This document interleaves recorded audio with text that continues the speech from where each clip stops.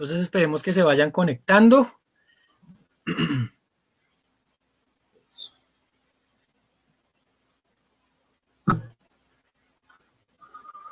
Esperemos ahí 3 minuticos mientras se van conectando. Y maestro, lo que puedes hacer es en el evento que creamos,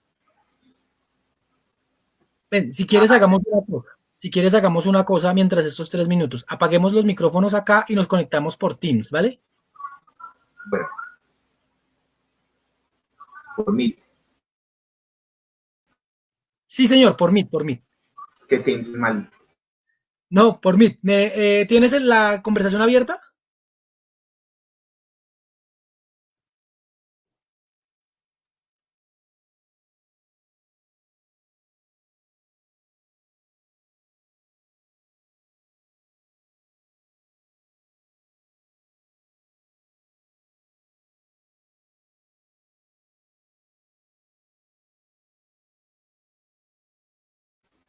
Se está demorando en entrar. ¿Te pasa igual? Sí, señor.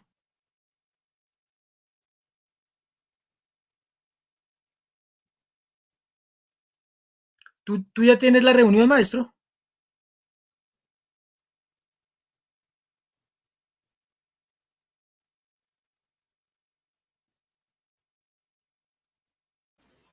Sí, dice solicitando unirse, pero no, no, no.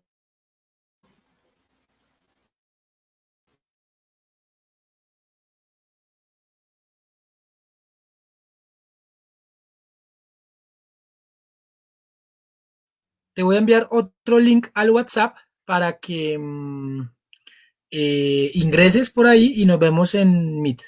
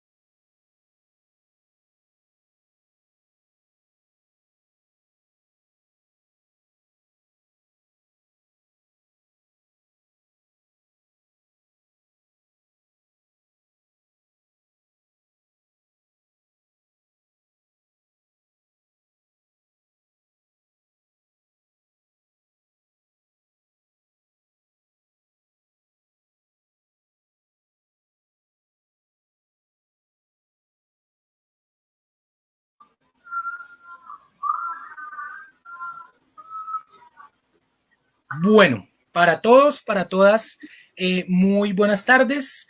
Bienvenidos a esta nueva sesión del Seminario de Filosofía en Perspectiva Latinoamericana.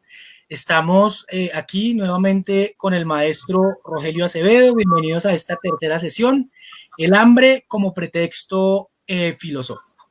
Entonces, para iniciar esta sesión a cargo del maestro Rogelio, me permito recordarles nuevamente cómo es la dinámica del seminario.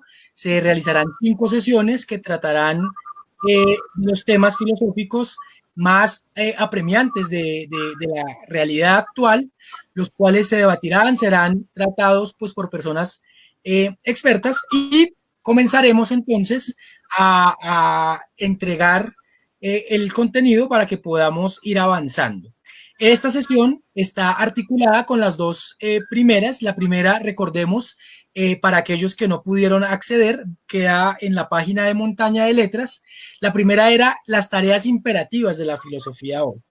Esta sesión nos permitió abrir el escenario para hablar del impacto de la filosofía en la cotidianidad. Ya en la segunda sesión se abordó la crítica a la filosofía abstracta y la necesidad de pensar la cotidianidad desde un ejercicio filosófico. Ya en esta sesión comenzaremos a abordar lo que tiene que ver con, en esos espacios prácticos de la vida cotidiana, el análisis filosófico. Entonces, en este caso, en momentos de pandemia, en tiempos de crisis, como los que estamos, y en general, no solo de la pandemia, sino del sistema económico en el que vivimos, tenemos que el hambre es una situación apremiante. Y como estamos en una época en donde todo aquello se refiere a constructos sociales y discursivos, pues entonces vamos desde una base material a abordar el problema del hambre. Entonces, los dejo nuevamente con el maestro Rogelio para comenzar esta sesión. Maestro, muy buenas tardes. Buenas tardes, Sebastián. Un saludo cordial a todas y a todos los compañeros y compañeras que están presentes en esta nuestra tercera sesión. Una bienvenida. No voy a reiterar lo que dice Sebastián y quisiera dar inicio entonces a nuestro tema. El hambre se ha pensado a veces de muchas formas y a veces se ha ignorado. Generalmente se ignora mucho esta temática. Resulta impresionante que las cifras del COVID, de la infección por el COVID-19, sean en comparación al hambre tan pequeñas y sin embargo sea tan escandaloso. Y esto se debe en parte a que hay una situación clasista a nivel mundial. Hay unas personas que pareciese que tienen asegurada la existencia y no consideran que el hambre las fuese a afectar nunca. Pero los índices de muertes por hambre e incluso por una gripe común son mucho más altas. Estamos hablando de millones al año de seres humanos en el mundo, y que no solamente sucede en África, también hay un racismo en estas estigmatizaciones. Se mueren en el mundo de hambre y de sed millones de seres humanos. Pero con el tema del COVID es que pareciese que el hambre no tiene condición de clase. El COVID, perdón, no tiene condición de clase, y entonces sí parece que nos afecta a todos. Desde la reina de Inglaterra hasta el niño de La Guajira se puede enfermar de COVID. Pero el hambre es un tema importante, es la condición de lo humano, y queremos mencionar acá algunos aspectos, porque es un tema amplísimo, algunos aspectos relacionados con este fenómeno del hambre, y sobre todo de no paliar ni de satisfacer el hambre, ¿sí? Y queremos, como lo decía Sebastián, mirarlo desde una perspectiva filosófica. La nuestra es una perspectiva materialista. Y quisiera mencionar algunos aspectos antes de desarrollarla para que nos hagamos a una idea. Primero, el hombre, el ser humano es un animal. Yo creo que ya lo hemos dicho hasta el cansancio, pero vamos a ponerle aquí un apellido. El hombre es un simio que tiene la siguiente condición: es un animal menesteroso. ¿Qué quiere decir menesteroso? Que a diferencia de otros animales es supremamente vulnerable y por eso sus necesidades aumentan. Menester, necesidad. Nosotros no tenemos dientes afilados para cazar con nuestros propios medios. Carecemos de una ropa especial, es decir, integrante a nuestra corporeidad. Nos toca diseñarla. No tenemos tampoco una casa natural, nos toca diseñarla. Todo esto son efectos del trabajo y ese trabajo es lo que nos hace seres humanos. Entonces, el primer aspecto es este. Los Homo sapiens, los que estamos en el planeta, que lo poblamos casi todos, somos una especie en vía de extinción y el hecho de que no se haya extinguido radica en su capacidad industriosa, que a veces se confunde esa capacidad industriosa de crear cosas con sus manos y comunitariamente, se ha confundido o se ha dejado de lado para darle preeminencia a una idea bastante abstracta como que el hombre es un ser racional. El hombre no es un ser racional, el hombre es un ser que trabaja, es un ser productor. Y en ese orden de ideas desarrolla con su cerebro dispositivos de control de ese trabajo y a eso lo llamamos racionalidad, pero no hay para nada una sustancia separada del cuerpo que pudiéramos llamar alma. Ese sería el segundo punto, de que no hay alma, solo hay cuerpos, somos corporeidad. Y usted dirá, pero la sensación de mismidad que yo tengo, mis emociones, eso también son materia. Yo quisiera que vayamos pensándonos esta pregunta durante el desarrollo de la sesión. ¿Quién le dijo a usted que las ideas no son materiales? ¿Quién le dijo? ¿Cómo sabe que no son materiales? No pensaría que porque puede cerrar los ojos e imaginarse que está en la playa en este momento, decimos que eso carece de materialidad. Bueno, la idea es demostrar que no es así y que incluso ese proceso de la imaginación es eminentemente material, que no se puede hacer si no está cableado su cerebro, si su cerebro no está funcionando en las condiciones que tiene que funcionar. Te dirá, ¿esto cómo se relaciona con el hambre? Porque hay una idea, y es que si el hombre es esencialmente un alma, el cuerpo es secundario, y todo lo que tenga que ver con el cuerpo será secundario. Entonces, el hambre fisiológico, que es ese grito que el cuerpo lanza cuando no se están recibiendo los nutrientes, va sumado a otro hambre, a un hambre intelectual y a un hambre emocional.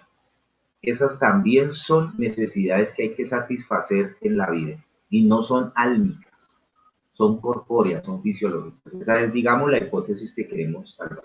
Por eso, toda ética tiene que ser material.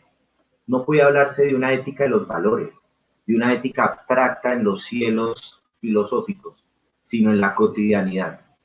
Y de ahí la conexión con la sesión anterior, de que no puede haber una filosofía abstracta que hable de seres que no tienen un asidero en la cotidianidad, en la realidad práctica. Y el hambre es una realidad práctica, es una realidad práctica compleja. Y es injusta. O sea, no responde a una condición natural del humano, no. Tiene que ver con una manera en que los seres humanos han organizado terriblemente la enorme producción de bienes y servicios que en la historia de la humanidad ha hecho.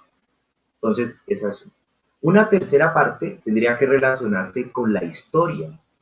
Cuando uno piensa en la historia, generalmente la asume desde las espadas o desde las coronas, es decir, desde las batallas, los encuentros militares o de los déspotas que han gobernado seres humanos. Pero la historia es realmente la historia del pan. Y habría que pensarse entonces esta historia en términos del pan. Una cuarta es que toda economía tiene que ser ética. Tiene que ser ética y es ética material. No podemos seguir sustentando esta idea neoliberal de que hay una ley invisible que modera el mercado. No puede ser. Debe haber Estado, y me perdonan los anarquistas, pero para esto son los espacios académicos para debatir, pero el Estado no puede ser abolido. El Estado burgués, capitalista, moderno del sistema mundo excluyente, ese sí debe modificarse, pero necesitamos relaciones políticas mucho más cercanas a las condiciones vitales de las mayorías. Entonces la política sigue siendo muy importante y para que ella lo sea así debe ser ética. Y esos son, digamos, los temas que ahondaríamos acá. No sé si Sebastián quisiera formular alguna pregunta, algo para movilizar la discusión, o arranco con la primera parte del animal menesteroso. Bueno, yo creo que para iniciar la discusión sería importante clarificar, ¿no? Clarificar esta idea para iniciar, que con la que se mencionaba la idea del ser humano como un animal productor, es decir, es menesteroso, tiene necesidades y tiene necesidades que van más allá de lo que un animal en su medio natural podría tener, ¿sí? No tenemos las garras del lobo, no tenemos la piel del oso, entonces somos el doble de menesterosos. Eso nos lleva a que entonces nuestra capacidad o nuestra necesidad más bien sea reemplazada por una capacidad de producción. Entonces, para explicar ese ser menesteroso, es necesario explicar qué es eso del ser productor. Entonces, yo creo que para iniciar la explicación que nos traes hoy, hay que explicar por qué entender al ser humano como menesteroso y como capaz de producir. Sí, miren, a diferencia de nuestros primos, los simios antropomorfos, que son el gorila, el bonobo, el chimpancé y el orangután, que son los que existen aún y que están también en peligro de extinción, los antecedentes simiescos a los nuestros, que ya no están, generaron varias especies de sapiens. Y la sapiens sapiens, que además el nombre es bastante presuntuoso, ¿no? El decirnos a nosotros mismos, los que saben, nos da una idea interesante de todas formas. Y es que el hecho de saber que se sabe es tener conciencia de su limitación. ¿Por qué? Por la no inmediatez de los recursos naturales para la supervivencia. ¿Esto qué supone? Supone la invención de un mundo dentro de otro mundo. En el caso de los animales vistos como simios, tenemos las siguientes particularidades. En principio, nuestra locomoción es bipedestal, es decir, caminamos en nuestras patas posteriores y hemos independizado de la locomoción nuestras patas anteriores. Esta independencia hizo que las manos permitiesen, como dice Juan Luis Urzaga, un antropoarqueólogo, que se extendiera el hocico, porque se nos acható el hocico. Nuestro hocico es chato. Entonces nosotros no podemos con la boca capturar alimentos. En su reemplazo, la mano se ha desarrollado de tal forma que el dedo pulgar se oponga a los otros 4. Esto nos permite utilizarla como pinza. Y uno puede rastrear eso en los simios, en el chimpancé, por ejemplo, cuando hacen pequeñas investigaciones para sacar hormigas, salivan un palito e introducen allí el mismo y lo sacan repleto de hormigas. Esto lo hemos heredado de los simios. Y nuestra manera, la forma de nosotros proyectar el hocico como un pico, viene a reemplazar esa carencia. Y lo mismo la palanca que forma la mandíbula, al masticar, también permite una distribución de la energía. Usted dirá, wow, qué ingenioso, qué ser ingenioso se inventó eso. No, es puro azar. Es puro azar y acumulación de efectos adaptados al medio. Es lo que se llama en otros términos la teoría evolucionista. Y este diseño aparentemente inteligente, digo aparentemente inteligente, hizo que estos animales que estamos aquí hablando, no la tengamos para vivir de una manera difícil, más difícil. Esta condición de la bipedestación, repito, surge cuando empiezan a decantarse, a secarse, las sabanas en el África subsahariana. Acuérdense que Sahara quiere decir desierto. En la época en que aparecen los homínidos, estamos hablando de aproximadamente 2 millones de años, aparecen en la zona del Cuerno de Etiopía, en el África. Y si nos imaginamos, uno recordaba cuando iba en el Transmilenio, uno recuerda a su antepasado simiesco cuando estaba colgado de las varillas. Ese antepasado simiesco recuerda nuestra condición arbórea, de ir de árbol en árbol. Al ir desapareciendo la zona arbórea y al aparecer las sabanas, nos vemos obligados por la vida o por la muerte, que es un principio ético, vivir o morir es un principio ético, a caminar en dos patas. ¿Por qué? Porque la bipedestación nos ayuda a hacer con las manos todos los elementos que pudieran servir para garantizar la supervivencia. Y es un proceso lento, muy lento, en el cual nuestras patas posteriores tienen mayores músculos. Usted compara los músculos de los brazos y de las piernas, pues es desproporcionado. Por eso hay tanto gimnasia, para poder recuperar la masa muscular que las piernas sí tienen por defecto, diríamos. Incluso anatómicamente hay un músculo que le permite sostener el peso de las caderas y de todo el cuerpo. Esa modificación se hace en tanto que el ser humano, este animal prehomínido, anterior al hombre, va en el mundo buscando la forma de adaptarse bajo la perspectiva vivir o morir.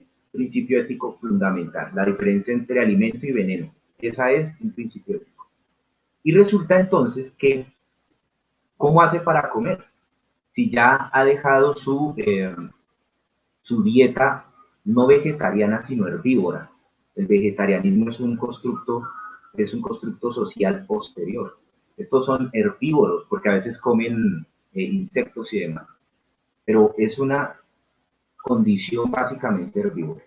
Cuando empieza a caminar entre las sabanas, se la tiene que enfrentar con animales que jamás ha comido, y en unas condiciones de angustia extrema, si uno se la lograse imaginar, porque tiene que competir con animales de caza.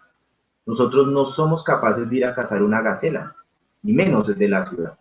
Necesitamos trampas, necesitamos estrategias para capturar animales que no son para un animal carroñero, como en principio, después de este descenso a la sabana, le tocó a los seres humanos volverse carroñeros. Entonces imagínense, comiendo las sobras que dejan la hiena, los leones. ¿Qué dejará un león para que lo coman las hienas? ¿Quién se le mete a una hiena? Habría que esperar a que dejaran los residuos, los huesos, y a partir de ese hueso comer lo más nutritivo. ¿Y qué será lo más nutritivo que hay en un hueso? El tuétano. ¿Y cómo le saca el tuétano a un hueso? Como quien rompe una nuez. ¿Y cómo se rompe una nuez? Con una piedra dejándola caer sobre la misma. Y dice este autor, que ahorita Sebastián va a poner los títulos de los textos que estamos citando, dice este autor que la manera en que rompió una nuez, esa misma se hizo para romper un hueso y sacarle el tuétano. Esa es la primera forma, digamos, en términos muy amplios, muy abstractos y con mucha investigación detrás de parte de los paleoantropólogos, en que se suple el hambre. Imagínense las condiciones, los millones de seres humanos que murieron allí tratando de sobrevivir en unas condiciones tan hostiles. Pero hay algo que me parece curioso y es supremamente interesante porque ahora se vincula el tema de la sed. Y es esto.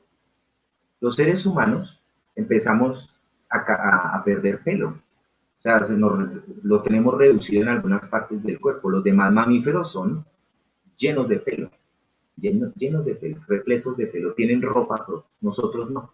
La pregunta es, ¿cómo fue que se perdió? Se perdió porque en el inclemente sol, el sol perpendicular al suelo, al mediodía, las bestias no humanas están a la sombra, están guardándose ese calor intenso, mientras que los humanos van construyendo con el ambiente, hace parte de la argumentación evolucionista, van creando con el ambiente condiciones de supervivencia.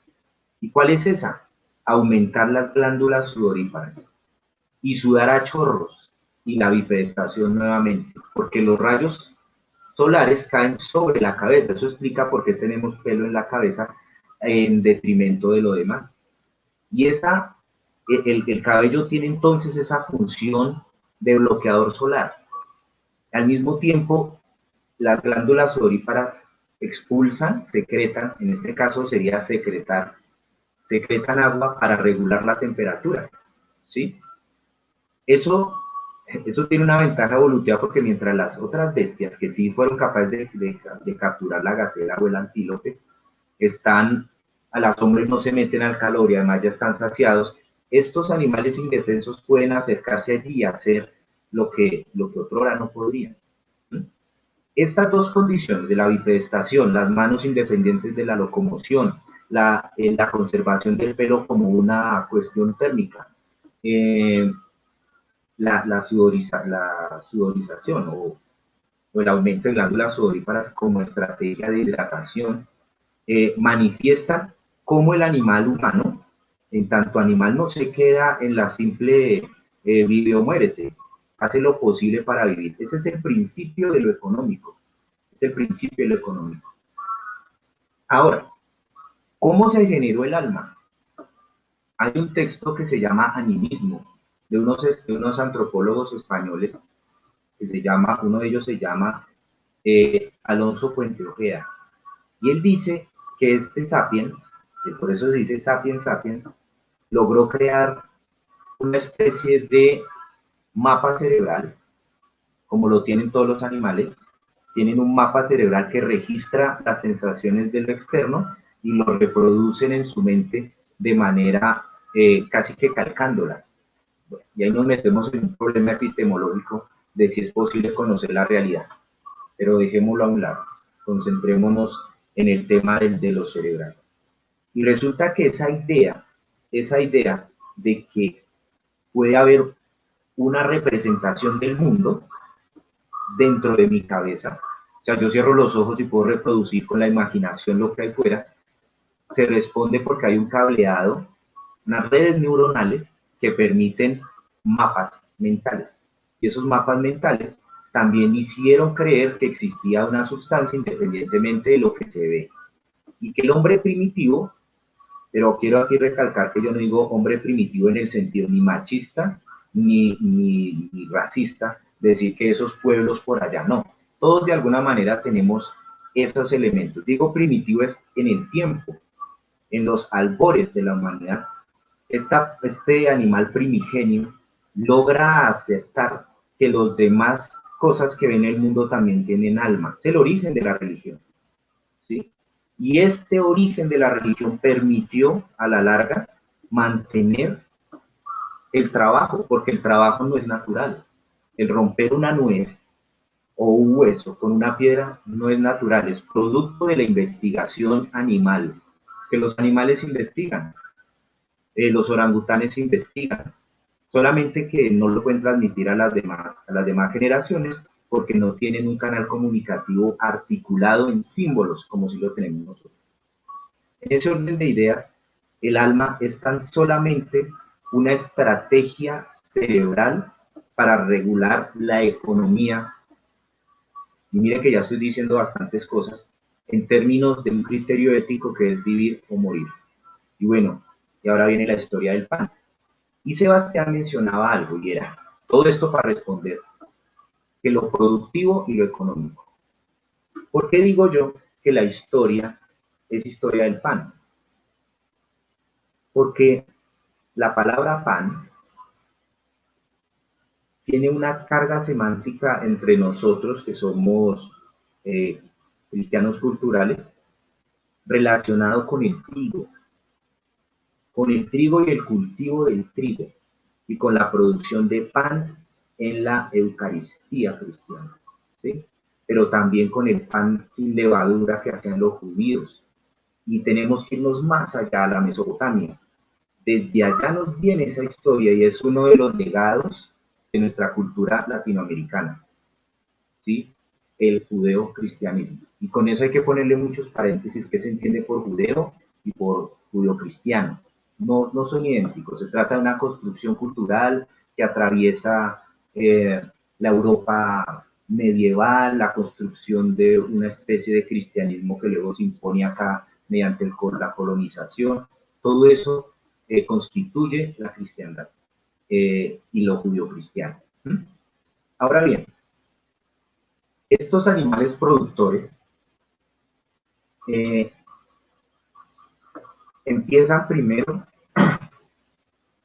empiezan primero con la carroña, lo habíamos dicho, con la captura de algunos insectos, con la acumulación de ciertos frutos, pero luego llega un proceso en el cual, como habla la historiografía oficial, y es el momento en que se domestican los animales y las plantas. Y digo un momento, pero son enormes momentos, y no sean todos a la vez. El trigo es una planta domesticada. Si la especie humana desaparece, desaparece el trigo también, porque ella depende, el trigo depende del cuidado humano. Por eso agricultura y cultura tienen la misma similitud semana. Si desaparece el hombre, también desaparecen las vacas, los perros, los gatos, porque todos ellos son cultivo humano, son humanos de cierta forma. Entonces, el hecho de saber cuándo hay que sembrar el trigo, cómo hay que cuidarlo y cuándo hay que cosecharlo, dio origen a la economía, a una forma de economía, ¿m? Que asume principios productivos. Es decir, tenemos que coger el mundo y transformarlo en algo para convertirlo en sangre, en hacerlo parte de lo humano. El trigo, como el maíz entre nosotros, para nosotros también el maíz es fundamental, porque constituye la base alimenticia de los pueblos más antiguos, de uno de los pueblos más antiguos del planeta.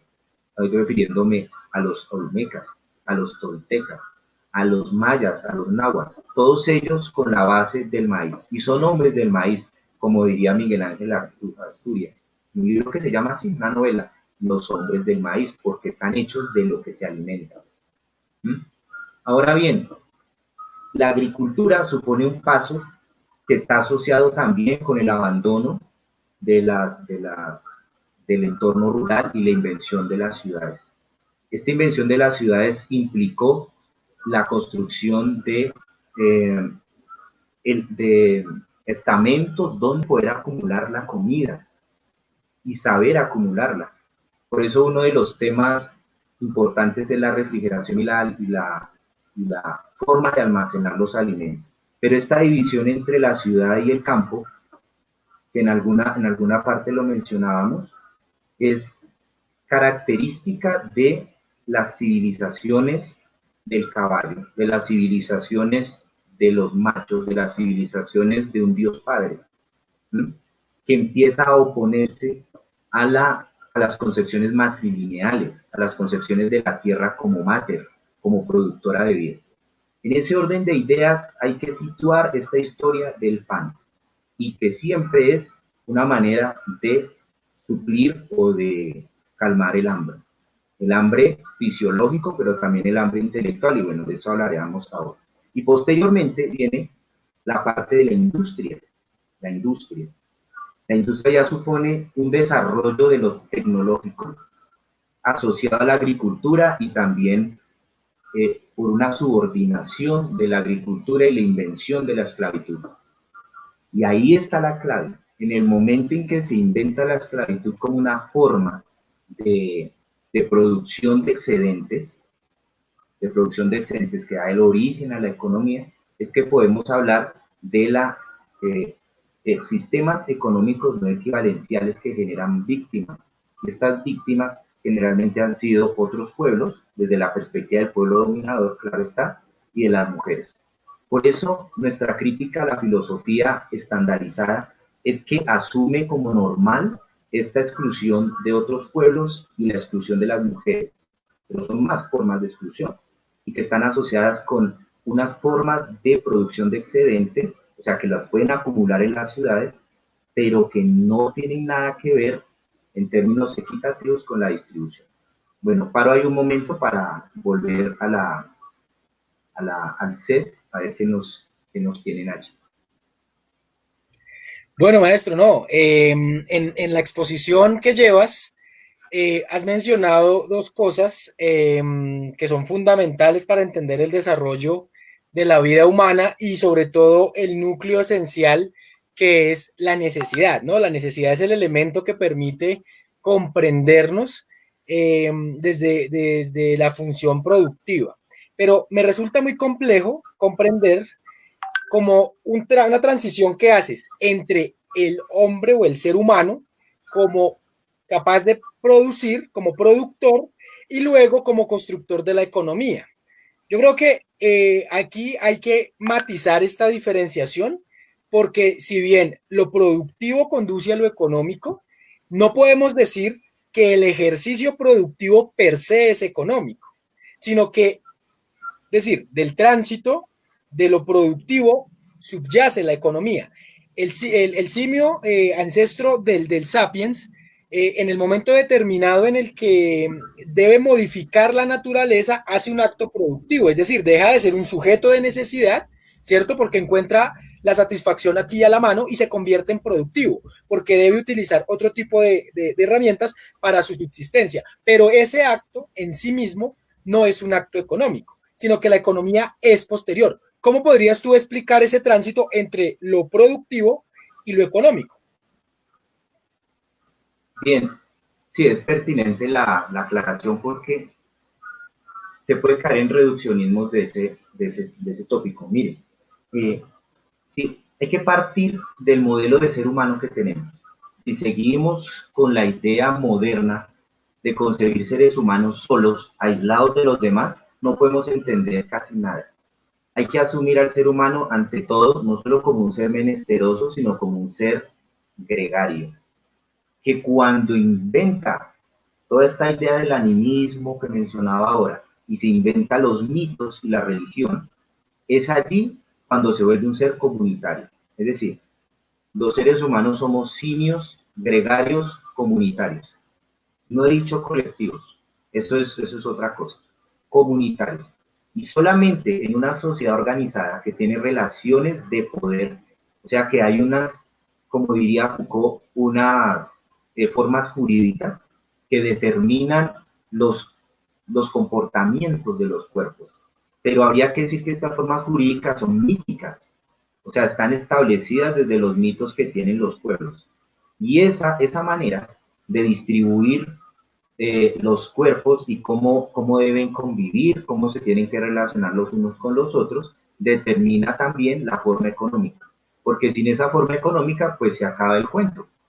Si no hay manera de que subsista corporalmente esta comunidad, pues entonces, ¿para qué hablar de los dioses? Se tiene que satisfacer al mismo tiempo eh, lo que ruge fisiológicamente como la angustia mental que genera estar al borde de la muerte. Para mí, como yo lo voy entendiendo, ese es el origen de los mitos, una manera de conjurar la muerte. Entonces, económicamente, la economía empezaría a funcionar cuando dice, ¿cómo organizamos a estos productores? ¿Cómo establecemos un régimen de poder, o sea, de control, que nos permita organizar el trabajo y generar relaciones de intercambio? Sí, entre más compleja se hace, más relaciones intersubjetivas hay que crear. Por ejemplo, el dinero, que hace parte de la economía, es una estrategia de intercambio de valores a partir de las producciones, pero ya no es un solo ser, no es un pequeño grupo. Vamos a poner un caso sencillo, porque creo que de ahí podemos dar el salto a lo complejo, y es esto. Una pequeña población que se dedica a la pesca y no tiene más necesidades que comer pez, ¿sí? Porque lo demás, digamos, lo tiene allí porque está en un entorno rural que de alguna forma ha dominado o lo ha dominado a él, se ha domesticado el uno y el otro, porque el hombre también puede ser domesticado por la naturaleza.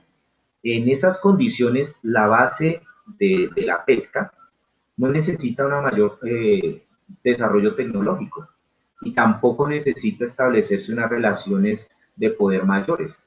Si ellos viven de la pesca, no necesitan ni dinero, ni CDTs, ni necesitan cheques de ningún tipo, ni bancos, ni nada de eso. Ni hipotecas a la inversa.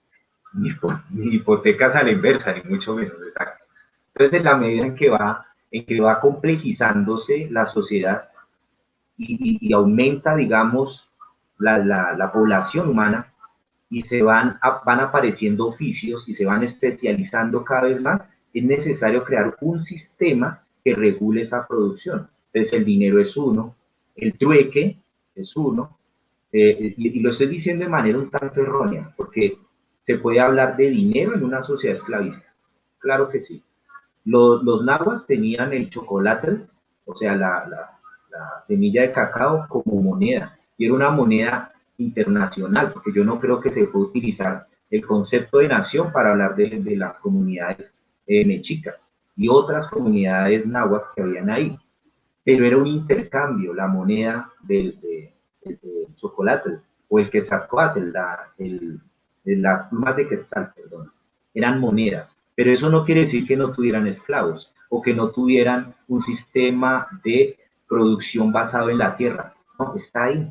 Solo que la base de la riqueza, es decir, lo que se considera aumento de ganancia, está asociado con un determinado rigor. Y ahí nos toca ser críticos incluso con Marx, cuando él dice que se pasa de la producción comunitaria a una esclavista, luego una feudal. El feudalismo solo ocurrió en Europa.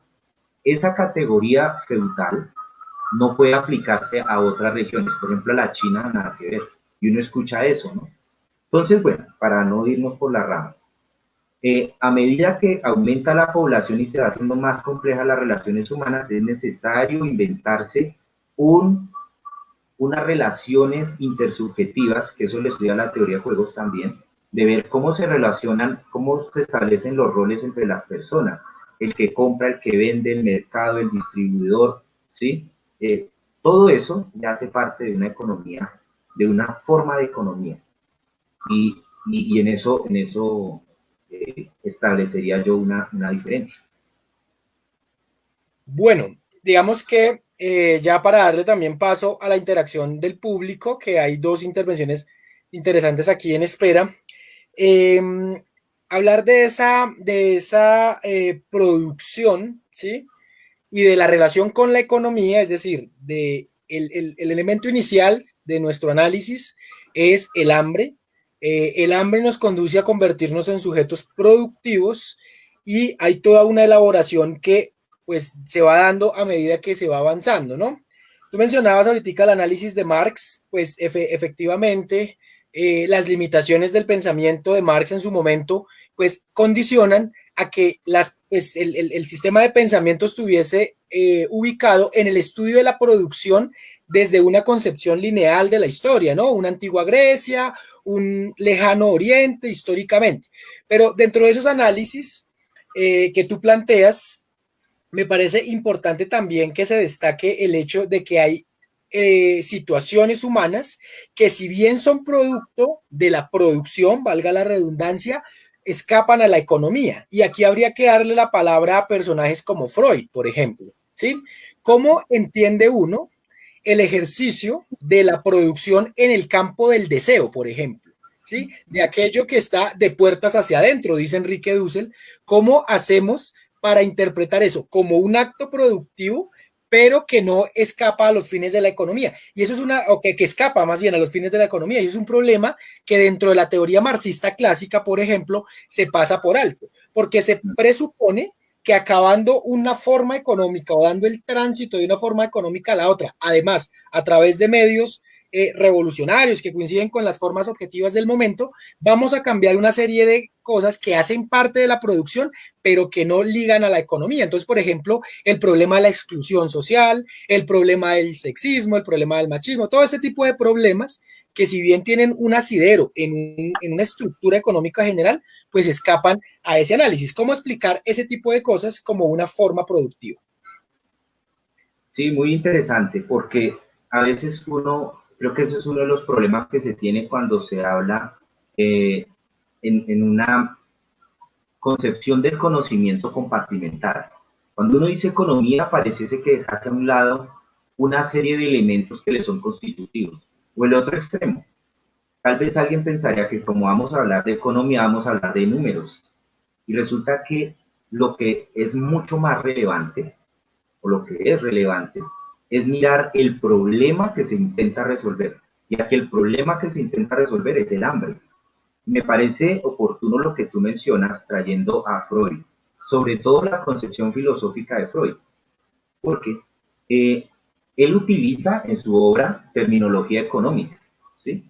pero eso no quiere decir que se va a entender como un Marx entendería la economía, y mucho menos como un marxista entendería la economía, retomando la aclaración que tú haces, ¿no? Hay una diferencia entre marxista, que sigue una línea de formación del pensamiento de Marx, y otras son los textos de Marx, que serían lecturas marxianas, no porque vengan de Marte, sino porque vienen de Marx. El planeta Ahora rojo. bien, del planeta rojo.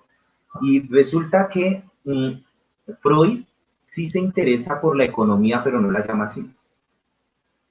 Y resulta interesante ver la teoría que en el psicoanálisis subsiste, y es esta. Resulta que para que emerja, y este es un texto que no lo habíamos pensado, pero que viene a colación para que lo tengamos en cuenta, se llama El malestar en la cultura. En este libro precioso de Sigmund Freud, se habla de la necesidad de la represión de los instintos. Y esta idea de la represión de los instintos coincide plenamente con la necesidad de organizar los cuerpos para el trabajo. ¿Sí? Trabajar implica redirigir la energía destinada para el ocio, o sea, para ser uno un animal, ¿sí? O para la reproducción. ¿Se destina para qué? Para el trabajo, para lo extenuante. Y el malestar en la cultura es un texto pesimista, porque dice, no, mire, entre más aumente la civilización, más deprimida va a ser la persona, más inconscientemente guarda ese deseo de ser libre porque no lo tiene. O sea, renunció a eso. Y nosotros lo vemos todos los días cada vez pues que termina el fin de semana. Uno dice, vamos a descansar, pero eso es tan efímero porque uno vuelve religiosamente al del lunes a viernes a entregarle su vida al trabajo capitalista, porque no todo trabajo es capitalista. Ahora bien, lo que tú mencionas de la vida económica de la casa hacia adentro, ¿sí? Es decir, la preocupación por el orgasmo, es muy interesante porque tiene que ver con la economía libidinal y está regulada por una normatividad. Fíjense, es decir, el matrimonio, los noviazgos, mm, el matrimonio monogámico, sobre todo, son formas de control económico de los cuerpos. No es algo que esté separado porque todo el mundo se relaciona. Si nos hacemos eco de lo que decía al principio, que si los seres humanos son animales gregarios y comunitarios, la manera en que se regulan sus vidas tienen que ver con la producción de la vida. Y la economía debe estudiar eso, las formas en que se produce, se desarrolla, se produce, se reproduce y se desarrolla la vida humana en comunidad. Este es el primer principio material de la ética materialista de Enrique Dussel, ¿sí? Y ahora bien, la erótica es otra hambre, es otra forma de sentir hambre. El deseo de intercambiar genes es un deseo animal, pero no solamente intercambiamos genes, también hay una erótica recreativa que no puede dejarse a un lado. ¿Mm? Hasta los simios hacen eso. ¿Sabían que las hembras chimpancés tienen sexo entre ellas para bajar los niveles de estrés? ¿O que los delfines se masturban con anguilas? Entonces vienen estos moralismos a decir que el sexo, no, eso es un desconocimiento de la condición humana, pero también de la condición animal. En este orden de ideas, volviendo a lo que tú mencionabas, eh, la organización de los orgasmos, la organización de la vida sexual, tiene que ver con la economía porque se lanza hacia la reproducción de las fuerzas humanas en el trabajo. Hay una canción genial, es un son, tú me llevarías de pronto con el tema, creo que es de Benito, de Eddie Moré, dice, a mí me llaman el negrito del batey, porque el trabajo para mí es un enemigo. El trabajar yo se lo dejo solo al güey, porque el trabajo lo hizo Dios como castigo. Y uno dice, claro, pero el que está hablando es un colonizado, un, un africano secuestrado, traído a las Antillas y obligado a trabajar hasta la muerte en el ingenio azucarero. O sea, para producir droga, la droga de la época que era el azúcar, a producirlo a cantidades enormes.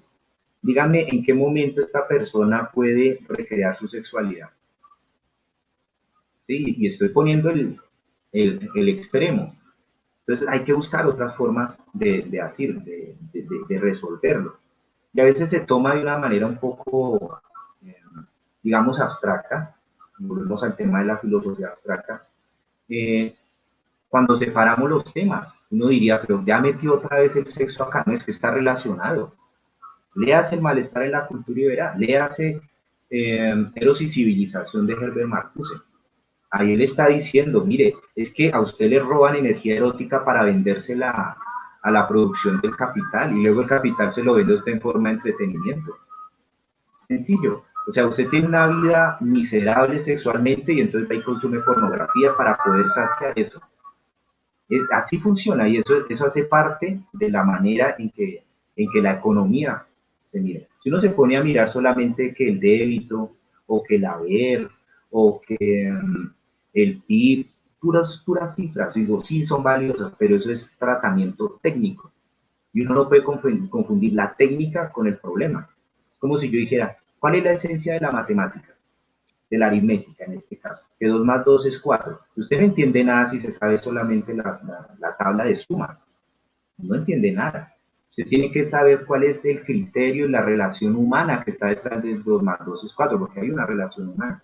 Bueno, y eso sería para otro tema. Entonces, estaría allí relacionado con esto, habría que complementarlo. Y en el caso que tú mencionas, Sebastián, específico, diríamos, si queremos buscar una relación entre economía y erótica, Eros y civilización es un buen texto. Pero también está el de la revolución sexual de Wilhelm Reich. Wilhelm Reich fue un psicoanalista y lo expulsaron de la escuela psicoanalítica. Era el Partido Comunista y lo expulsaron del Partido Comunista. Pero hizo, dentro de algunas cosas muy interesantes, la propuesta de la liberación de la represión sexual. Y son obras muy, muy interesantes. Y volviendo a nuestra América, es decir, cuando una sociedad invierte tanto, pero tanto tiempo en ganarse la vida en una sociedad tan desigual, la erótica disminuye. Y eso está relacionado necesariamente con el rendimiento intelectual. Está relacionado con las ganas de vivir. Así como en la primera sesión tú mencionabas lo de Camus, ahí está. Y Sísifo sería ese obrero condenado al trabajo por siempre, es una imagen de la esclavitud. Entonces uno puede decir, no, pues nos toca acostumbrarnos. Ahí está el problema. Bien, listo, ¿cómo estamos de tiempo? Bien, Permítanme, ok. sí, para darle paso a las preguntas de los participantes, que hay dos intervenciones Sí, respecto a lo que mencionaba de la humanización del mundo. Hacen un comentario, lo voy a proyectar en pantalla. Dice Edison: existe el mundo humanizado y el mundo animal. Nuestra cadena trófica es producida. ¿Cómo entiendes tú este comentario que formulan acá? bueno, primero un saludo, Edison. Celebro que estés. Mm, la idea de un mundo sobre otro mundo supone, supone lo siguiente. Primero, filosóficamente hay que sacar a un lado la idea de que hay un plan, de que hay providencia, de que ya todo está como calculado y que lo que se espera es que las cosas se reproduzcan de una manera idéntica a su arquetipo. Más bien, hay que pensar que se trata de una lucha por la supervivencia. No quiero sonar tan nietzscheano acá, pero se trataría de una voluntad de vivir. Usted dirá, no, eso lo dijo Schopenhauer. Sí, pero lo estoy diciendo en términos de la alegría de vivir. No como lo plantea Schopenhauer, como qué desastre haber nacido. No, al contrario. Se trata de una voluntad, de una afirmación de la vida, pero una vida en comunidad. Y eso implica que las condiciones animales en las que estamos no son suficientes para vivir. Entonces el alterarse la cadena trófica, y ahí yo tengo una duda sobre qué es esto exactamente, se me pierde el concepto de trófico, pero no sé si se refiere, tú me corriges, no sé si se refiere a que hay como un impulso genético, ¿sí? Que está, digamos, regulado ecosistémicamente, No sé si estoy coincidiendo con tu afirmación de lo trófico, pero me parece que no solamente el hombre lo altera, sino también los demás animales, en la medida en que tienen que asirse con un mundo que les resulta hostil, tienen que dañar cualquier secuencia genética, cualquier, digamos, destino que estaría dado por la genética. En ese orden de ideas, los seres humanos pues tenemos la capacidad de frenar el impulso genético. Hay un libro que se llama El gen egoísta. Yo no comparto mucho de Richard Dawkins esa idea de que los genes son egoístas. Me gusta más la idea de Maturana, de Humberto Maturana, de que se trata de correlaciones complejas. Pero nos ayudaría tal vez a pensar eso, Edison, que tal vez los, los, los, los seres humanos, los animales son máquinas de genes, y lo que buscan no es cumplir un diseño primigenio, que dice, usted va a hacer esto, no, no, no, sino que en el trasegar la historia de la vida, van mutando, van cambiando, van destruyendo, van dejando de ser. Eso nos implica pensar de una manera lógica dialéctica, porque la lógica formal no nos impide ver la modificación en la historia. No sé si me acerco a la respuesta o no sé, pero me parece que va por ahí, no sé. Dile Bueno, gracias por el tema, muy chévere. aquí nos preguntan, o hace una afirmación y luego una pregunta, y es si evolutivamente se puede afirmar que somos producto del azar. ¿Podría el hambre también ser podría el hambre ser también producto del azar? Los dados ya no los arroja Dios y esto Es, se articula con lo que manifestabas en algún momento, muy, muy pertinente, muy lúcida esta intervención.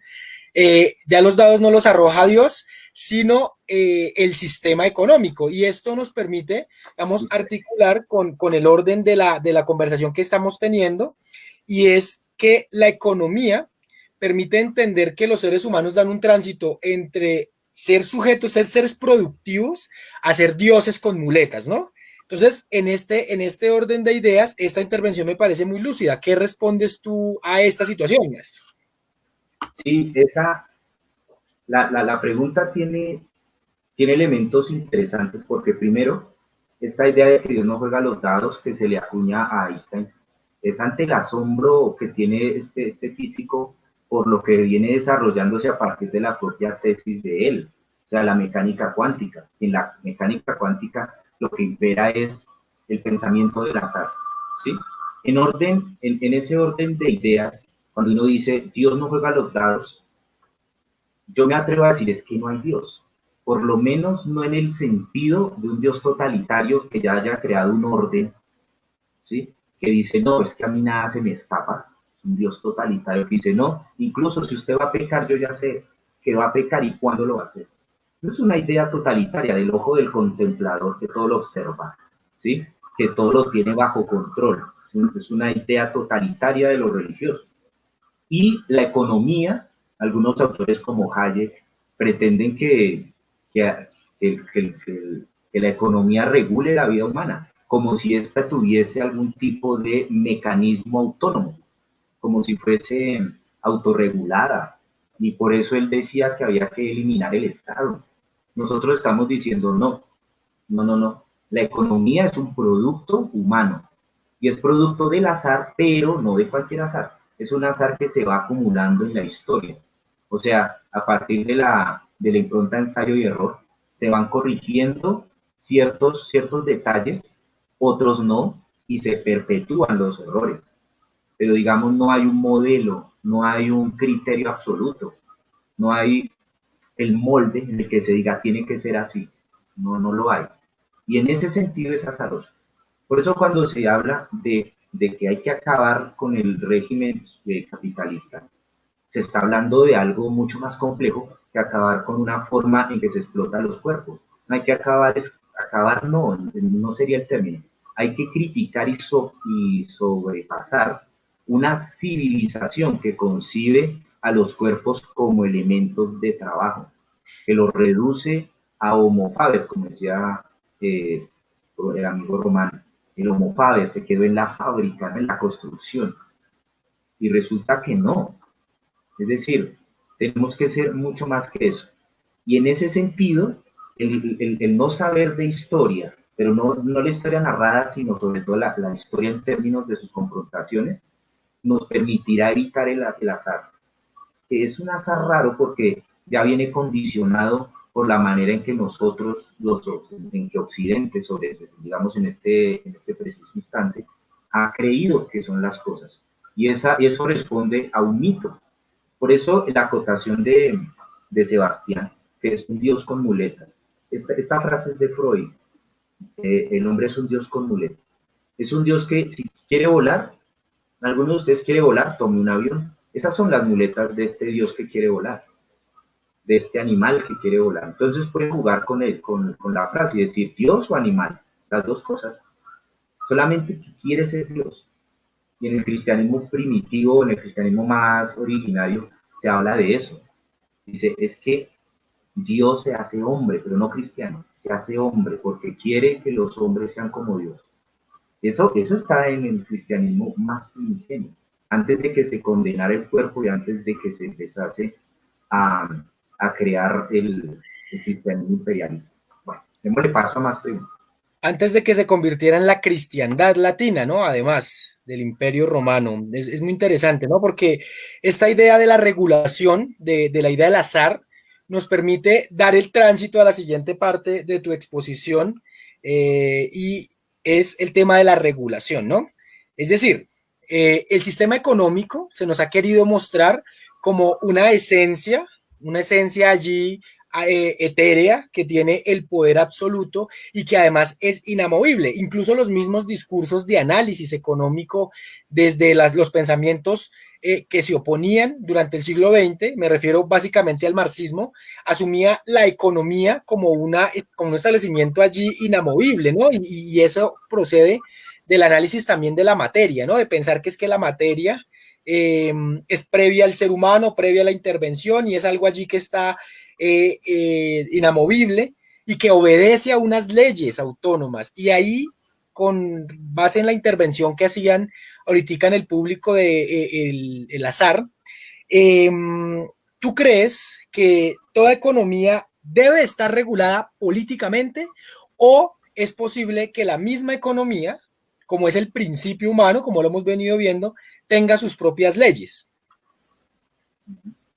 El pensar que la economía tenga sus propias leyes es tan metafísico como pensar que hay sexualidad en los ángeles. La economía es un producto humano, es un invento humano y no puede abstraerse de esa condición. Lo mismo la política es una cuestión cotidiana. Entonces hay que precisar varias cosas acá. Digamos, recogiendo lo que hemos dicho de economía, yo creo que ya nos queda más claro que la cosa no es tan clara, que es más complejo. Y uno cuando habla de economía se refiere al día a día, ¿sí? No solamente al dinero, sino la posibilidad de vivir y desarrollar su propia vida, que responde a una ética. Y ese es el deber ser de toda economía. Velar por la producción, reproducción y desarrollo de la vida humana en comunidad y con el entorno natural. Eso es economía, esa debería ser. Y claro, habría que estudiar muchas más cosas, ver cuáles son los elementos que habría que empezar a mirar en el terreno de lo fáctico, en el terreno de lo práctico. ¿Sí? Y eso de lo práctico y de lo fáctico, pues tiene que ver con la política. Y nos toca entonces redefinir la política. La política no es el ejercicio del poder entendido como dominio. Max Weber dice eso, ¿no? Dice que gobernar ante obedientes. No se puede gobernar ante obedientes. No es obedecer. El que debe obedecer es el político. El que debe obedecer es el Estado. Entonces, hay que asumir la política es como servicio. Y la política tiene que estar al servicio de una economía, no de una economía equivalencial. ¿Qué quiere decir equivalencial? Que los que producen disfruten de lo que producen. O sea, que se equipare producción y distribución, que se equipare, que se busque la forma en que eso sea así. Y eso se llama justicia, se llama democracia. Democracia en el sentido fuerte del término, no ir a votar por alguien que luego nos va a traicionar. No, democracia es el poder de la aldea. No sé si comentaba en alguna sesión que la palabra democracia ni siquiera es de origen griega, es egipcia. Y demos no quiere decir pueblo, quiere decir aldea. Y en ese sentido, el kratos es poder, pero de la aldea, o sea, de la comunidad, no de individuos, sino de individuos comunitarios. Es diferente. Para que no se entienda tampoco que se trata de un totalitarismo de otro puño, que decir, no, es que en las sociedades tribales, como pensaba Karl Popper, en las sociedades tribales, pues nadie puede pensar. No, se le olvida al hombre que lo individual viene posterior a lo comunitario y que si nosotros estamos hablando hoy en primera persona es porque hablamos en primera persona plural antes. O sea, nacimos en el seno de una cultura y a ella nos debemos, pero no quiere decir que la tengamos que aceptar. Y eso es lo que le da la posibilidad de la filosofía. Entonces necesita una política ética pedagógica para que esto funcione, vaya funcionando bien. Listo, maestro. Con esto de la regulación abrimos un nuevo debate y es, pues, sabemos que el concepto y la idea de una en la actualidad, ¿no?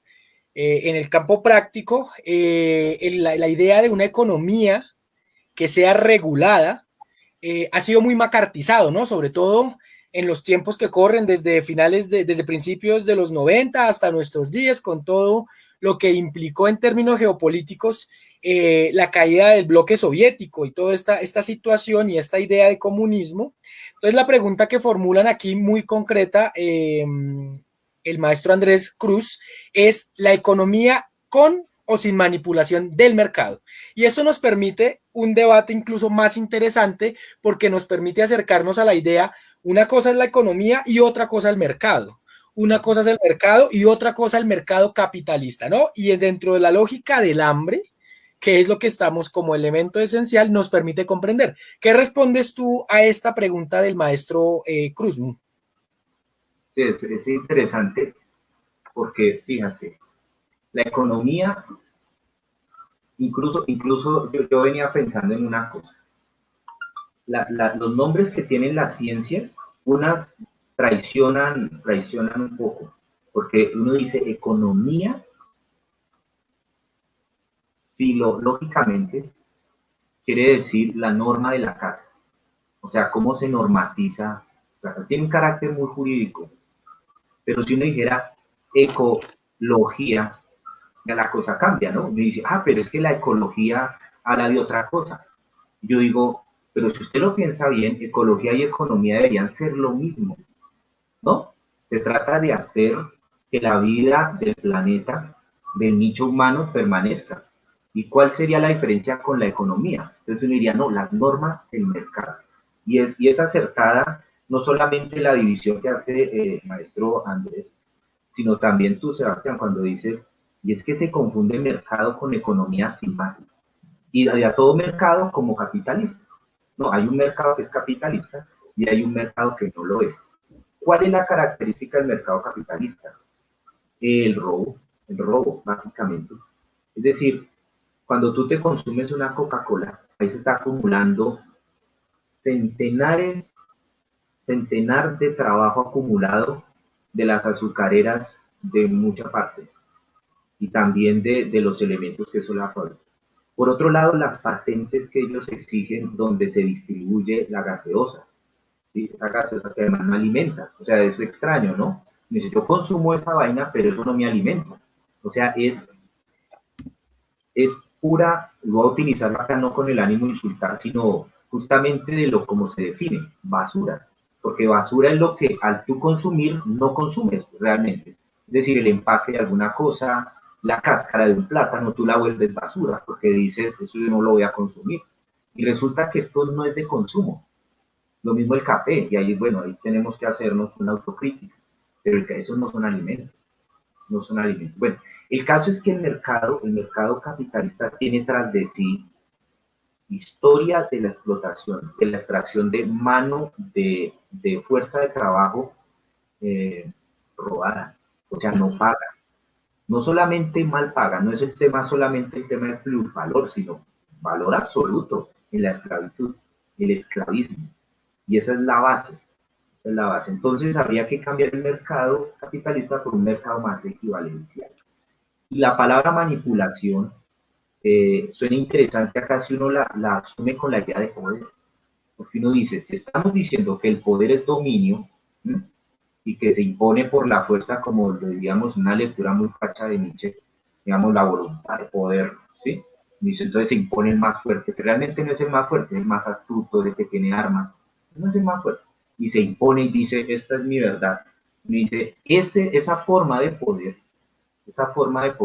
sería precisamente la manipulación, ¿sí? Porque la manipulación supone mentir, engañar, supone eh, buscar estrategias para no enfrentarme realmente con las fuerzas del otro, ¿sí? Eso es manipulación. Si uno dijera, ¿cómo la economía puede regular éticamente el mercado? O, no sé, y por ahí jugaríamos con esa pregunta, y que además me parece muy acertada.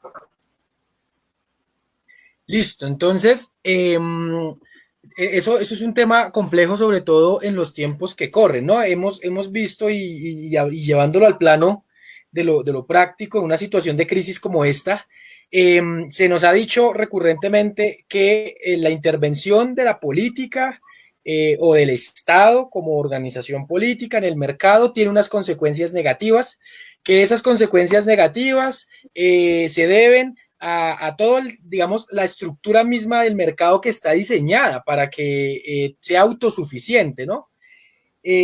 Con esa idea, bajo esa idea, digamos, siguiendo la secuencia que tú has manejado, aquí nos surge una pregunta: ¿cómo definir entonces la política?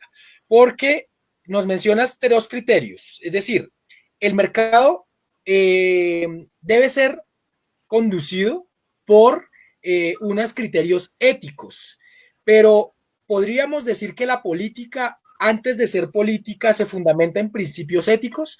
Por ejemplo, el maestro Castro Gómez asegura que no es posible hacer una política basada en principios éticos. ¿Cómo asumes tú entonces la idea de política en relación con esta pregunta que nos hacen? Pues mira, yo la entiendo así. Partamos del mercado. ¿El mercado en manos de quién está?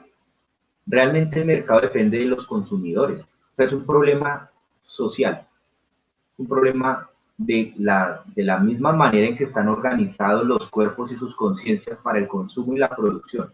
El poder realmente está en el pueblo, aunque él sea inconsciente de eso. Pero nosotros somos los que hacemos que esto funcione o no.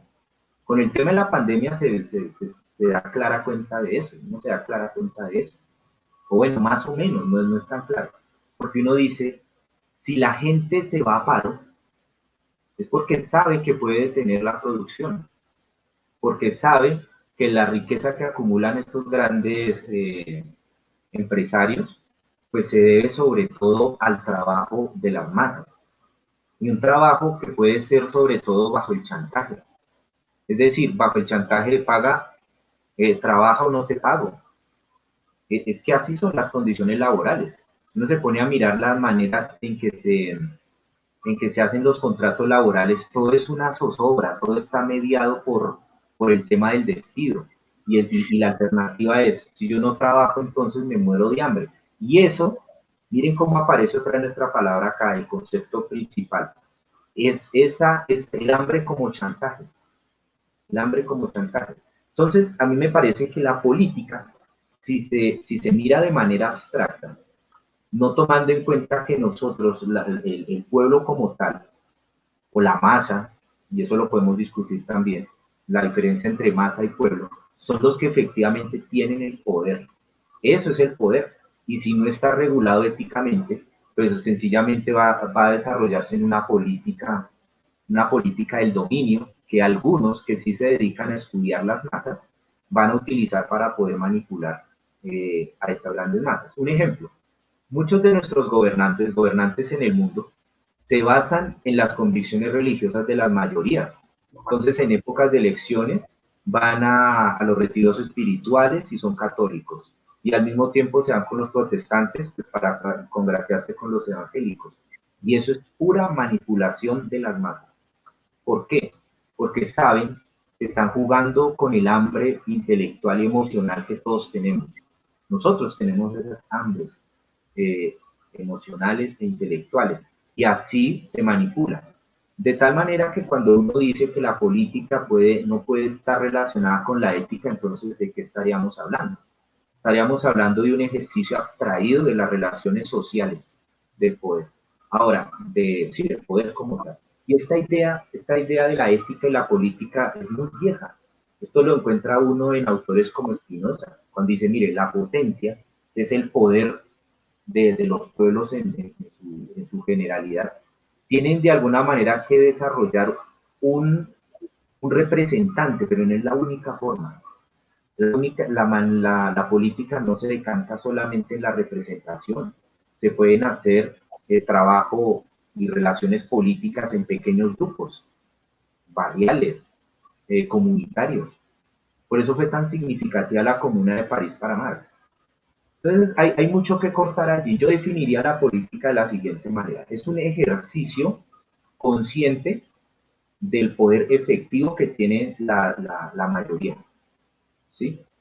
En una universidad, los que tienen el poder son los estudiantes, pero generalmente los profesores usurpan eso y mediante chantajes como la nota y demás pueden manipular a los estudiantes. Uno dice, eso no es tan así. Y uno confunde el respeto con una obediencia, con una, con una falta me voy a decir una cosa irónica. Uno confunde el respeto a la autoridad como una ausencia absoluta de respeto. ¿Por qué? Porque el respeto consiste en la reciprocidad lógica. Yo lo trato a usted como me gustaría que me trataran a mí. Eso es un principio ético de condición de igualdad, ¿sí? Y al mismo tiempo no se limita a la igualdad, porque estoy diciendo, yo sé que tú eres distinto, entonces yo te voy a respetar en tu forma de ser y tengo que escucharte en lugar de estar predicando. Ando diciéndole a todo el mundo, tú tienes que hacer esto, tú tienes... No, no, no. Sino escuchando y decir, tú tienes un dolor, tú tienes tal necesidad. Y el escuchar sería una forma de hacer política, como en algún momento lo conversamos, Sebastián, de la comunidad tojolabal, de los mayas, el ir escuchando, en lugar de ir predicando. Si uno lo mira así, eso es un ejercicio ético y a la vez es político. La política sería mandar obedeciendo, no mandar mandando. Mandar obedeciendo, obedeciendo ¿a quién? A las necesidades que la gente tiene. Así definiría yo la política. Listo, maestro. Aquí nos formulan ya una pregunta y esto a modo de ir concluyendo esta productiva, valga la aclaración, y es, ¿qué es el hambre intelectual y qué es el hambre emocional? Para satisfacer el hambre intelectual y emocional, ¿es necesario primero satisfacer el hambre física o necesariamente debe ser lineal? Es decir, en palabras castizas y muy coloquiales, la pregunta concreta es, ¿hay mística sin mástica? Claro, miren, nosotros debemos asumirnos como seres integrales. Y de la misma manera que uno tiene un hambre, hambre física, ¿sí? Que uno siente que la tripa le está avisando. Realmente es el cerebro el que le avisa, pero digamos que uno siente que es en el estómago, que le dice, oiga, tengo hambre, dame de comer. Esto no es antes, digamos en el sentido temporal del término, eh, no es anterior a la necesidad mística que uno tiene. No, no, no. Si nos devolvemos al argumento paleontológico, decimos, los animales humanos, que son simios en unas condiciones de vulnerabilidad terribles, para poder comer, tuvieron que conjurar el sol y las estrellas. Entonces inventaron calendarios.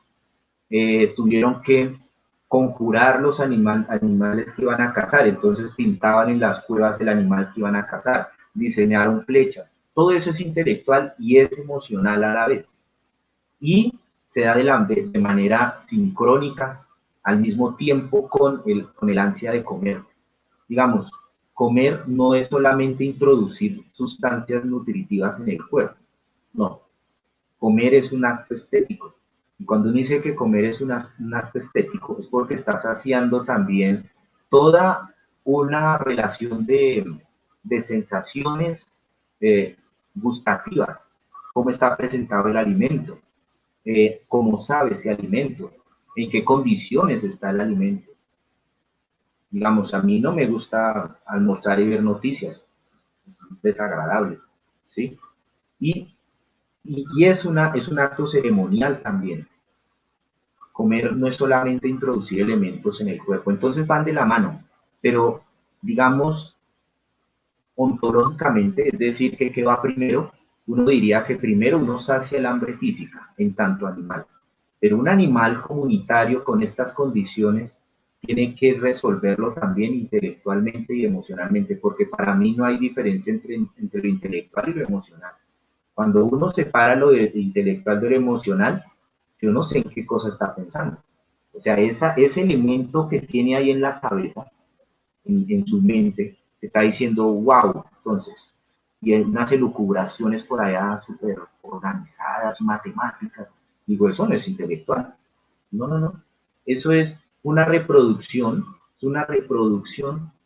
de información que de pronto la adquirió de un libro, pero eso no es pensar. Pensar es pensar con las entrañas, es decir, con su emocionalidad. Si no, no piensa. Dije que 2 más 2 es 4. Y digo, sí, pero eso es información y tiene la misma función que tiene el dinero. La multiplicación y la suma tiene la misma función que tiene el dinero, es intercambio de información. Y es muy útil, nadie lo está diciendo, pero si en realidad quiere pensar, usted tiene que darse cuenta de que el que está produciendo ideas es un cerebro, y es un cerebro vivo, humano, no metido en un cuerpo. No, no, no, es el cuerpo el que está pensando. Entonces, miren toda la tarea que nos toca hacer para empezar a descubrir cómo es que realmente hacemos un proceso de pensamiento. Hay que pensarse las cosas en su materialidad. Digamos, la amistad es en el terreno con los amigos. La sexualidad es en el terreno con la pareja o las parejas, si son poliamorosos, lo que quieran. Pero hay que pensárselo en la materialidad y no de manera abstracta y luego tratar de violentar la naturaleza humana, con ideas que leímos por ahí. Hay que leer, claro, pero en criticidad con las condiciones materiales históricas en las que estamos.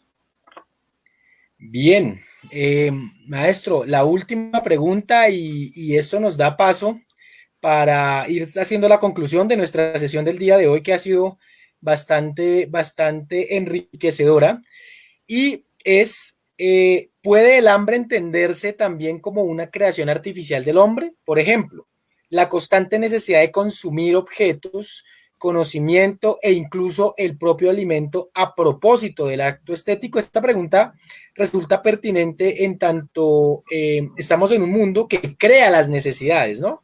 Y que como sujetos productores, esas necesidades no son fundamentales y exceden nuestras mismas capacidades productivas y son necesidades artificiales y digamos, tienden a ser muy volátiles.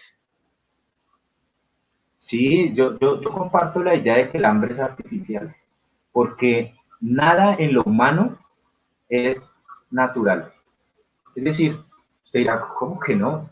Digo, no, no, no. La manera en que se le presenta al hombre conscientemente ya está mediado por un mito, ¿sí? Entonces, el hambre que uno siente a la hora del almuerzo no es un hambre estrictamente fisiológico, no es un hambre en condición.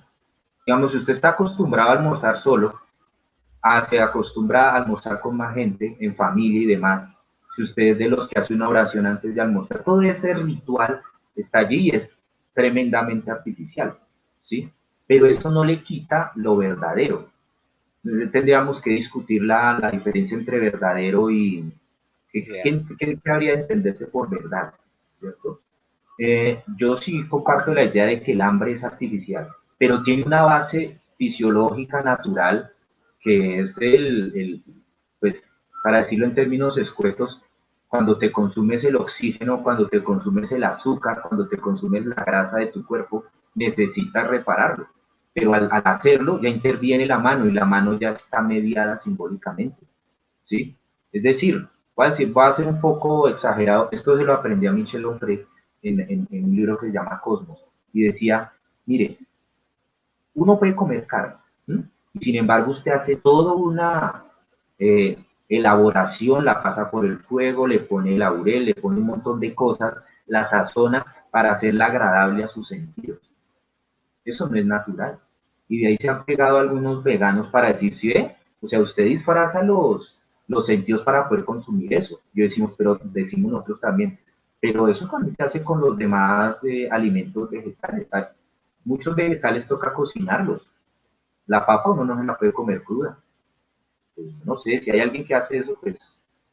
Pero en general toca cocinar y el cocinar ya es un invento tecnológico, es industrial y es artificial. Y entonces esa papa que te comes, esa carne que te comes, ya está atravesada por un ritual, por una mística que permite la mástica. O sea, es un ritual que lo llena de símbolos. Por eso la última cena del Señor no es solamente que, ay, es que se les ocurrió hablar de eso antes. No, no, es que la cena reúne la comunidad. Acuérdense que la palabra hogar tiene la misma relación filológica de hoguera. O sea, cuando los primitivos se acercaban al fuego, no solamente para comer el animal que iban allí a cocinar, sino también para contar historias, para contar qué les había pasado en el día y para adorar a sus dioses. Todo está relacionado. En el momento en que uno lo separe de este complejo es que empieza a pensar de manera equívoca, me parece a mí. Listo, maestro. Entonces, nada, nuevamente agradecerte. Una breve conclusión de esta sesión.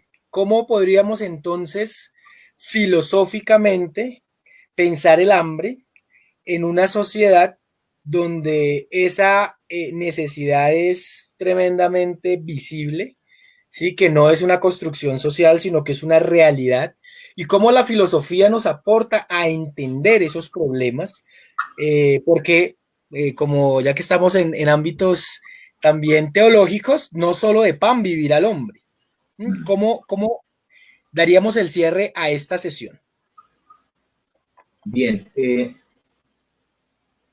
primero decir que la filosofía se ha entendido como un saber enclaustrado, un saber de monjes, de ratones de biblioteca, y resulta que la filosofía es, yo en algún momento lo mencionaba y de pronto no se ha desarrollado esa idea, que la filosofía y la ciencia son lo mismo, porque es la búsqueda de un saber, pero no el saber mismo. Es decir, se tiene la sensación de que lo que hay en el hombre es todavía inacabado, de que no hay manera de decir cómo es el mundo en su totalidad. Pretensión arrogante.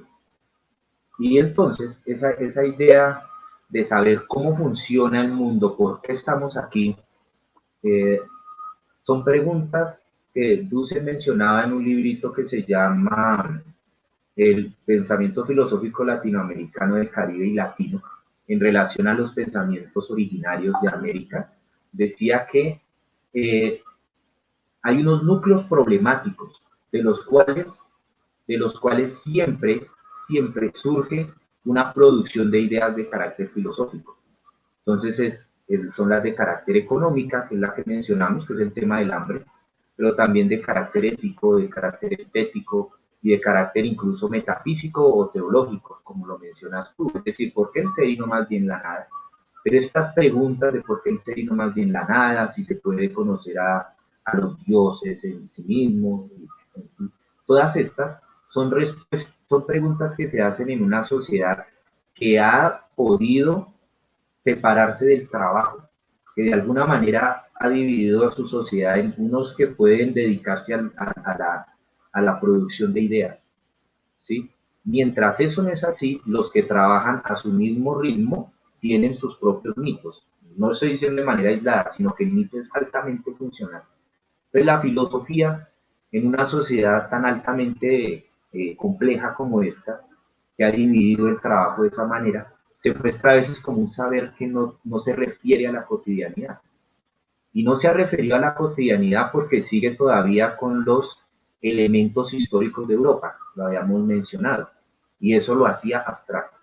Cuando uno dice, vamos a aterrizarlo, habría que pensar en varias cosas al tiempo, y es, las sociedades humanas no se pueden mirar de manera abstracta, sino en situación de su organización histórica. No es lo mismo ser, digamos, cubano que ser jamaiquino. ¿En qué sentido? Es que los cubanos pues tienen una historia relacionada con África, relacionada con la isla, relacionada con los blancos, relacionados con la revolución, relacionadas con Estados Unidos. ¿Sí? Los jamaiquinos también, pero hablan otro idioma, tienen un sincretismo religioso diferente, ¿sí? No comparten, digamos, algunos elementos que sí lo harían los santeros cubanos, ¿sí? Y esas condiciones hacen que al pensarse su condición concreta, se necesite cambiar incluso los conceptos con que se piensa, filosóficamente.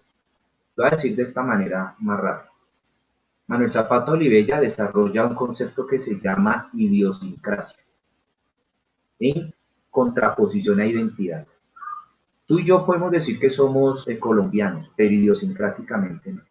Es decir, cada uno de nosotros tiene una corporeidad, una historia, una, digamos, una distancia en la edad, un montón de elementos que hacen que mi constitución física y mi constitución psicológica sea distinta. Y para pensarnos como sujetos necesitamos tener esa materia histórica allí, o si no, no vamos a entendernos. El problema entonces con la filosofía radica en eso, que entre más abstracta sea, menos dice. Menos dice y puede ser más traicionera todavía. Y en ese sentido, la ciencia también tiene que aterrizar, porque si ciencia y filosofía son lo mismo, ella tiene que aterrizar y decir, bueno, ¿cuáles son las condiciones materiales en las cuales aparece el fenómeno que vamos a estudiar? ¿En qué condiciones materiales? ¿Sí? Y el tema del hambre pues requiere historia, requiere la historia de la desigualdad, requiere la historia de cuerpos reprimidos, de cuerpos abusados, de cuerpos mutilados, del racismo, de la exclusión de las mujeres. ¿Mm? En ese sentido, uno dice, la filosofía tiene mucho que decir, pero sobre todo antes tiene que escuchar. ¿Escuchar a quién? Escuchar el cuerpo, escuchar la historia, sobre todo escuchar los cuerpos lacerados, los cuerpos que han sido excluidos, el cuerpo de las mujeres, escuchar la sexualidad. Sobre todo eso, escuchar el deseo. A veces nos concentramos en unas ideas bastante peregrinas que no nos y no tomamos en serio eso. Y resulta que en la vida cotidiana eso sí que le hace a uno sufrir mucho esos temas, el tema de lo afectivo. Eso sería un hambre intelectual. Y bueno, yo antes de cerrar allí, estoy mirando acá también en algunas de las observaciones, Joana hace una alusión al papel del trabajo de la transformación del mono en hombre. Este es un trabajo maravilloso y celebro que Joana lo haya mencionado allí, porque recuerda precisamente ese argumento y lo dice de una manera tan bella Engels, esto que yo estaba diciendo, de cómo la mano creó al hombre, pero el hombre creó la mano. Suena como raro, ¿no? Dice, el papel del trabajo en la transformación del mono en hombre, lo que está mediando allí es la mano, que decíamos al principio. Entonces, sí, esto nos pone, si queremos mencionar en términos teológicos, es que ahora sí, con todo el desarrollo de la industria, podemos ser como dioses. Y no solo de pan vive el hombre, se diría, sino también de la palabra, como es que dice, sino también de la palabra que viene de los cielos, que salga de Dios, pero que es Dios. Es de que ahí estaba hablando de un judío, está hablando en toda la tradición hebrea, y los hebreos no se hacían imágenes de Dios. De Isaías y todos estos profetas, pues no están hablando de un Dios que se les haya presentado. Entonces, bueno, eso es algo que otro costal. Bueno, paremos ahí. Bueno, Para decir, para todos y todas, entonces ha sido pues muy placentero, un enorme agradecimiento tenerlos este tiempo acá. Para nosotros es supremamente importante también la participación de ustedes, de cada uno y cada una. La idea es que cualquier comentario, queja, reclamo, sugerencia, madrazos no, esos no, no estamos en este espacio, para eso hay otras páginas, Matarife, por ejemplo, eh, pues nos las hagan saber y con eso seguiremos teniendo en cuenta también pues las perspectivas. Mil gracias, los esperamos dentro de 8 días aquí por el mismo canal y a la misma hora. Maestro. sí. Pues anunciar la siguiente propuesta, ¿no? De hoy en 8, la idea es invitar a un querido amigo, se llama Santiago Patarroyo. Él está cordialmente invitado a hablar aquí sobre dos aspectos teóricos que van a resultar importantes para el desarrollo del pensamiento filosófico en perspectiva latinoamericana, y es la distinción entre lo decolonial y lo postcolonial. Vemos que suenan parecidos, pero hay unas diferencias importantísimas allí, y el maestro Santiago Patarroyo nos va a acompañar en esa sesión. Entonces, cordialmente invitados, y espero que han tomado nota de los libros que hemos mencionado.